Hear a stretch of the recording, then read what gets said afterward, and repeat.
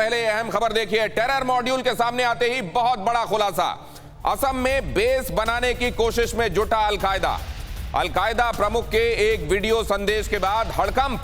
Al Qaeda आतंकी al Zawahiri ने कहा गो टू असम, असम की ओर हिजरा करें, यानी असम जाएं। अल जवाहिरी ने यह कहा। यह किस तरह की कॉल है, पहले मैं यह समझना चाहता हूं कपिल सर।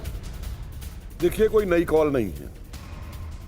1947 में कुछ हिस्से जो आसाम पे आने थे, खास तौर से जो चकमा इलाके थे और बंगाल के कुछ उत्तरी जिले जो थे, उन्हें आसाम में कुछ कांग्रेस के ही आसाम के लीडरों की वजह से नहीं लिया गया, क्योंकि उनका कुछ बंगालियों से रिफ्ट था और नहीं चाहते थे कि बंगाली आसाम में आए। और नतीजा क्या हुआ कि वो इससे तो चले गए उस समय के पूर्वी पाकिस्तान में, लेकिन बंगाली फिर भी आसाम में आ गए। और वो बंगाली उस समय, लोग कहते हैं महिलाओं के लिए ही टीवी सीरियल बनाई जाती है, आप उसे बदल दो। सफल महिलाओं से सफलता का पाठ पढ़िए। फ्रीडम ऐप को अभी डाउनलोड कीजिए। रिकॉर्ड पे है मेरे, मैं आपको दिखा दूंगा कि जिन्ना ने मुस्लिम लीग के वॉलंटियर जो हैं, हजारों वॉलंटियर उस समय आसाम के अंदर ले जाके बसाए। उसके बाद का इतिहास देखिए। बॉर्डर बनता था बांग्लादेश से, सीपीडब्ल्यूडी के किसी इंजीनियर से पूछ लीजिए जो वहां पे बार्ड वायर लगवाते थे कि किस तरीके से दिल्ली से फोन आ जाता था कि इस गांव के अंदर बार्ड वायर लगी रहने छोड़ दीजिए। सिलचर और तमाम उस एरियाज में जाकर के देखिए कि इस गांव में बार्ड वायर मत लिखने दीजिए।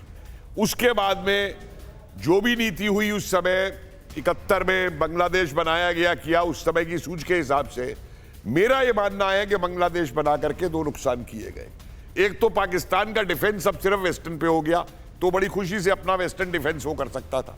और दूसरी तरफ बांग्लादेश के अंदर जो कट्टरपंथी मौजूद थे उनका कोई सफाया नहीं किया गया, और वो बांग्लादेश एक ग्राउंड बन गया आगे चल करके सारे कट्टरपंथियों के लिए वहां पे आके। और आज बंगाल में भी जो हो रहा है, रात को आते हैं 12 बजे, 5 बजे सुबह चले जाते हैं। इंटेलिजेंस पे रिपोर्ट्स है ये उन लोगों की। और वो वहां आकर के सीरिया में उन्होंने कैसे बंदूक चलाई, कैसे एलएमजी चलाई, वो तक के भाषण वहां पे देते हैं। रिकॉर्डेड भाषण मौजूद है वहां पे। आप तो ये कह रहे हैं कि ये जो कुछ है ये बहुत सामान्य जानकारी है, मतलब जो भी यहाँ के अवेकंड लोग हैं जिनके पास इंफॉर्मेशन है उनके लिए ये जानना बहुत आसानी की बात है कि किस तरीके से कामकाज वहां न जाने कब से चल रहा है। तो फिर एक नेशनली कोऑर्डिनेटेड एफर्ट्स के जरिए 11 गिरफ्तारियां, ये टिप ऑफ द आइसबर्ग है क्या सर्वकमल दत्ता? बिल्कुल टिप ऑफ द आइसबर्ग है। मेरा जन्म ही हुआ है आसाम में, गुवाहाटी में, तो मैं उस क्षेत्र को तो बहुत अच्छी तरह से जानता हूं और पहचानता हूं। कपिल जी ने जो कहा है कि बंटवारा के दौरान कुछ हिस्से जो आसाम में आना था वो हिस्से आसाम में नहीं आया था। खास करके सिलेट डिस्ट्रिक्ट की बात मैं कर रहा हूँ। सिलेट जो बंगाल जो आसाम में था और वो आसाम में ना दे के पाकिस्तान में दिया गया था, जबकि रेफरेंडम आसाम के साथ जोड़ने का फेवर में हुआ था, उसके बाद भी पाकिस्तान को दे दिया गया था। आप अगर देखेंगे लोअर असम पे, खास करके आपके बराक वैली पे, हाइलाकांदी, करीमगंज, सिलचर, और इस तरफ ब्रह्मपुत्रा वैली में धुबरी हो गया, ग्वालपारा हो गया, बोंगाईगांव हो गया, बरपेटा हो गया और हुजाई हो गया।